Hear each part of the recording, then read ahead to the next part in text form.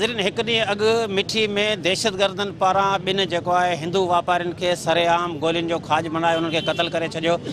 जॾहिं त पीपी को चेयरमैन आसिफ अली ज़रदारी या चेयरमैन बिलावल भुट्टो ज़रदारी या IG सिंध पारां नोटिस बि वरितो वियो। इहो चयो वियो त 24 कलाकनि जे अंदरि जवाबदार गिरफ़्तार। वक़्तु असीं तव्हांखे ॿुधायूं त मिरपुखा ज़िले जे सुजाण धुरियूं तोड़े जेको महेश्वरी बिरादरी जा माण्हू तोड़े जेको मिठी जे अंदरि मिठी सॼे ज़िले जे अंदरि मुख़्तलिफ़ जेके रैलियूं ऐं माण्हू सरापा एहतजाज बणियल अञा ताईं नोटिस वठण बावजूद जवाबदार गिरफ़्तार न थिया। अचो त उन हवाले सां हितां जेके रैली कढी आया आहिनि उन सां ॻाल्हि ॿोल करियूं। उनजो छा चवणु आहे सर? तव्हां कीअं था ॾिसो जेको पीपी को चेयरमैन आसिफ अली ज़रदारी जेको गुज़िरियल ॾींहुं हुनजो जलसो बि मिरपुखास में हो ऐं बिलावल भुट्टे नोटिस वरितो आहे, IG सिंध बि नोटिस वरितो, तव्हां छा था सम्झो पुलिस अञा ताईं जवाबदार गिरफ़्तार करण में छो नाकाम? 10 साल ऐं ॾिसां पियो त हर इशू ते नोटिस वठिजे थो, सुबुह जो कार्रवाइयूं थियनि थियूं, शाम ताईं कार्रवाइयूं थियनि थियूं, उनखां पोइ असां वारो दादलो जेको आहे उहो नोटिस वठे थो। पर मिठी जहिड़े पुरामन शहर में जिते असांखे इहा ख़बर कोन थी पए, जॾहिं शहर बाज़ारुनि में वञूं था त हिंदू केरु आहे मुस्लिम केरु आहे का ख़बर कोन थी पए, सभु गॾु वेठा हूंदा आहिनि, गॾु हलनि था, गॾु पिननि था। सॼी पुलिस माण्हू एतिरा कोन हुआ मीरपुर खास में, हिन सभु ज़िला ख़ाली करे छॾिया, सॼी नफ़री हुननि हिते घुराई, सॼी नफ़री SP खां वठी हिकु सिपाही ताईं सॼी नफ़री हिते घुराई। उहो पंहिंजो 5 तारीख़ जो जेको हीअ वारदात 5 तारीख़ ते थी आहे हिते आसिफ अली जो ज़रदार जो, ऐं केॾे अरसे खां पोइ उहा लाश पिया हुआ, उते पुलिस न हुई, केर बि त कोन हो, मज़े सां हुनखे मारे ऐं हलिया विया हुया। जिन्हनि खे इन्हनि धाड़ेलनि ॾींहुं ॾिठे जो गोलियुनि जो बुक बणाए ऐं सरेआम जेको त लुटमाल करे हलिया विया। असां हिननि जी पुरज़ोर लफ़्ज़नि में मज़मत था कयूं ऐं इहो मुतालबो था कयूं, असां महेश्वरी ऐं अक़लियत बरादरी सां मुकमल तौर ते गॾु आहियूं हर जदोजहद में, हर साथ में, ऐं असां इहो मुतालबो था कयूं त हिननि खे फिलफोर जेको गिरफ़्तार कयो वञे। जेकॾहिं गिरफ़्तार न कया विया त इहे जेको त हुई सिंध जा रोड सदाईं एहतजाजनि में आहिनि, सिंध जा माण्हू सदाईं के पंहिंजे हक़नि लाइ आवाज़ थो उथारे, चाहे उहो कमान जे आबादगार जे सूरत में हुजे, चाहे उस्तादनि जे जेको उन्हनि जे सूरत में हुजे, सदाईं उन्हनि ते लठियूं वसायूं थियूं वञनि। पर हीअ जेके कानून जा रखवाला आहिनि जिन्हनि जी मौजूदगी में इहे क़तल थिया विया आहिनि, आउं चवां थो इन्हनि ते कहिड़ो अमल कयो वियो आहे, इन्हनि ते कहिड़ो जेको आहे सो अमल कयो वियो आहे। पर आउं त इहो ॾिसां थो त अॼु अलहमदिल्ला असांजे जेको दस्तनि ॻाल्हायो आहे इन मां वाज़े, ऐं जंहिं अॼु एहतजाज जे लाइ असांजा जेके बि महेश्वरी भाई अक़लियत बिरादरी हिते शामिलु थी आहे हिन ज़ाहिर आहे जदोजहद लाइ, जेको अॼु उहो चवंदा आहिनि न नोटिस नोटिस नोटिस बल नोटिस ई ईंदा रहंदा, हिते कुझु बि थियणो न आहे। अॼु अगरि आउं सम्झां थो जेसि ताईं असांजा अक़लियती ॿाहिरि इहे पंहिंजे मौक़िफ़ ते क़ाइमु रहिया, ऐं ज़ाहिर आहे कल्ह मिठी पूरा रोड बंदि हुआ उन्हनि जा, उन्हनि साबित करे ॾेखारियो। अॼु उहे ई अॻे असांजी अक़लियती बिरादरी हिते अगरि असांजे को बि नुमाइंदा अॼुकल्ह ॻाल्हाईंदा ज़रदारी साहिबु या इवन असांजा जेका पार्टी जा पीपल्स पार्टी जा नुमाइंदा कोई हिन बारे में बि जेको आहे उहो 2 लफ़्ज़ इहे ॻाल्हाईंदा त असांखे इहो सम्झूं आहे त को हिते जी को हमदर्दियूं अक़लियत बिरादरी सां गॾु आहिनि। हिननि वाज़े थी वियो आहे त हिते को जेको आहे को बि पुरसाने हाल न आहे। त हीअ मिठीअ में मां सम्झो त पहिरियों वाक़ियो इहो थियो आहे जो अहिड़े अहम ॾींहं ते क़ाइद जनाब भुट्टे साहिब जे ॾींहं ते उन्हनि 2 छोकिरनि खे यंग छोकिरा जेके 35-36 साल जा तिन खे फुरे ऐं उते क़तल कयो वियो आहे, बेदर्दी सां क़तल कयो आहे।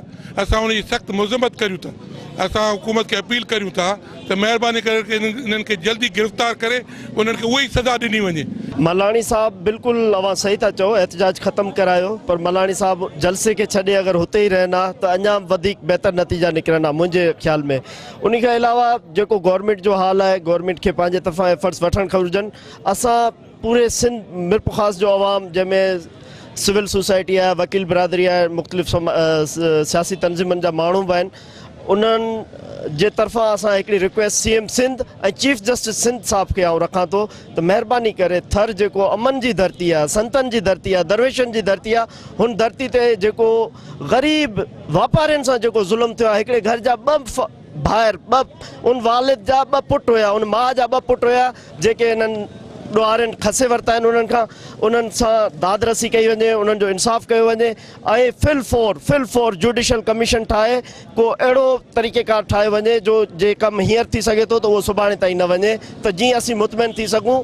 अक़लियतनि खे जेको हिन वक़्तु हिकिड़ी बेयकीनी जी कैफ़ियत आहे उहा कैफ़ियत बि ख़तमु थिए ऐं उन्हनि माइटनि जी ऐं मिठी पूरे जी जेका दादरसी थिए। असांजो इहो मौक़िफ़ जेको आहे पूरे मिरपुर ख़ास जी आवाम जो आहे, महिरबानी करे इनखे प्रॉपर वे में अॻिते कन्वे कयो।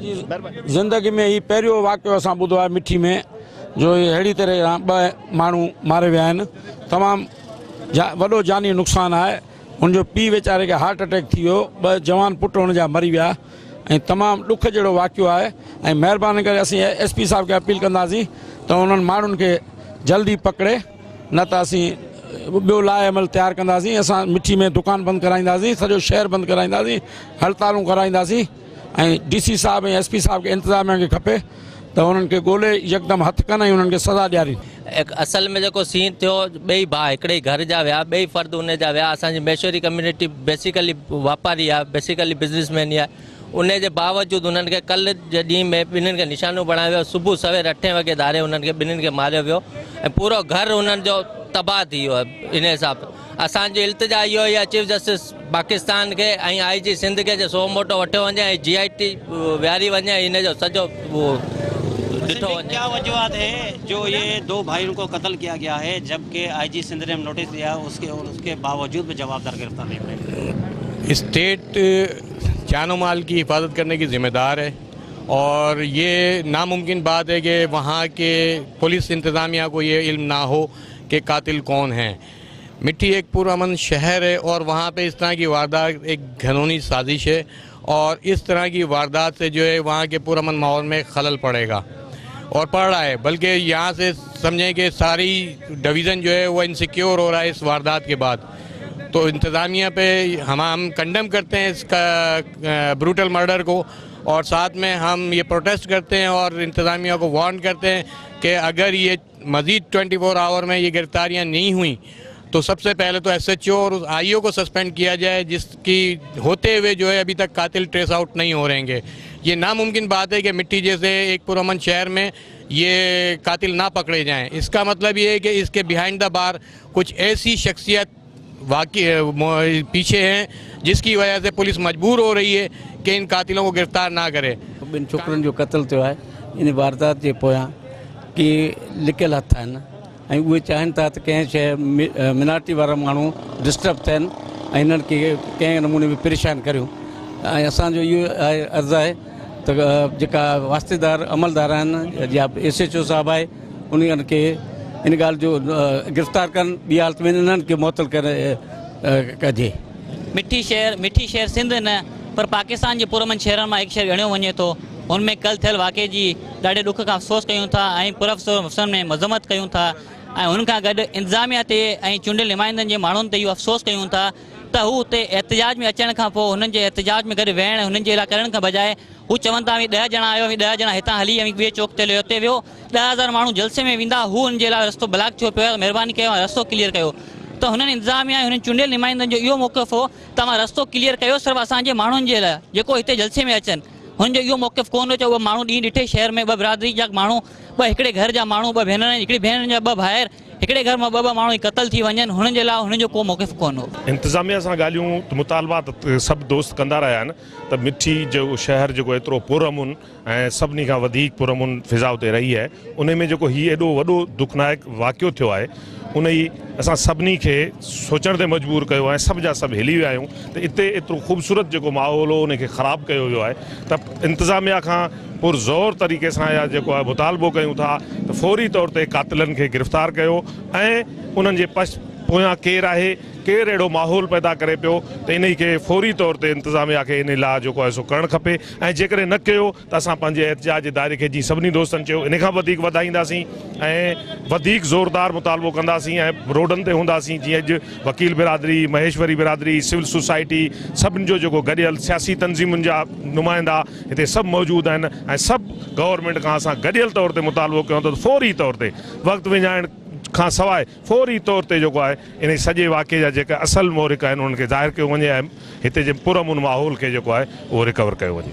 नाज़रीन, मिठी में 2 जेके नौजवान हिंदू वापारी जेके क़त्ल थिया उन्हनि जा जवाबदार गिरफ़्तार न थियण ख़िलाफ़ मिरपुर ख़ासि जा जेके सुञाण धुरियूं, उन खां अलावा वकील या महेश्वरी बिरादरी जा माण्हू बि सरापा एहतिजाज बणियल आहिनि। हिननि जो चवणो हो त जेसिताईं इन्हनि जा जवाबदार गिरफ़्तार न थींदा तेसिताईं असां पंहिंजो एहतिजाज जो दाइरो हिन खां वधाईंदासीं। असीं एतिरे ताईं DIG ऑफिस जे अॻियां या IG ऑफिस जे अॻियां धरनो हणंदासीं। कैमरामैन हबीबुल्लाह लगारी, एजाज़ भट्टी सां गॾु नज़ीर पंवर, सिंध TV न्यूज़ मिरपुर ख़ासि।